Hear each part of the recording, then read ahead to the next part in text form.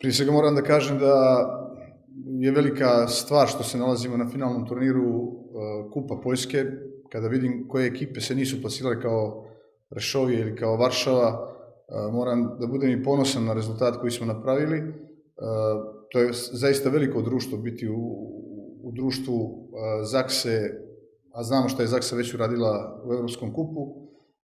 Takođe Gdańska koji je ove godine napravio sjajan rezultat osvajanjem 3. mjesta na kraju lige i naravno i Ostrožepski koji je završio kao drugi ove sezone. Znači, veliko društvo, ponosni smo što smo tu, mislim da smo iznenađenje što smo tu i trudit ćemo se da na tom turniru onako damo svoj maksimum, iako igramo u polufinalu sa Zaksom.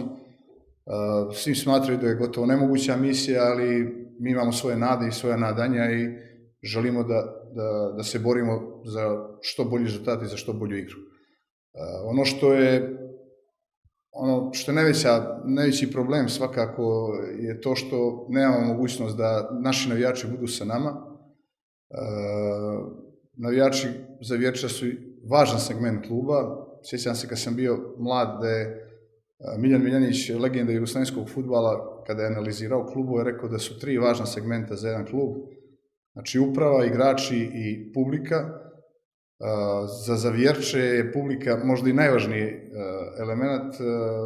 Mi ove godine nemamo apsolutno nikakav kontakt sa njima i mnogo mi je žao zbog toga. Oni su nam puno u mislima, ali jednostavno pravila su takva da ne mogu da prisustvuju utakmicama. Ne mogu ni da zamislim kakav bi to praznik bio kad bi ih vidjeli na tribinama u Krakovu i to je najveći žal. Mislim da bi oni podigli nivo i našeg kvaliteta i zbog toga je, da kažem, ovaj turnir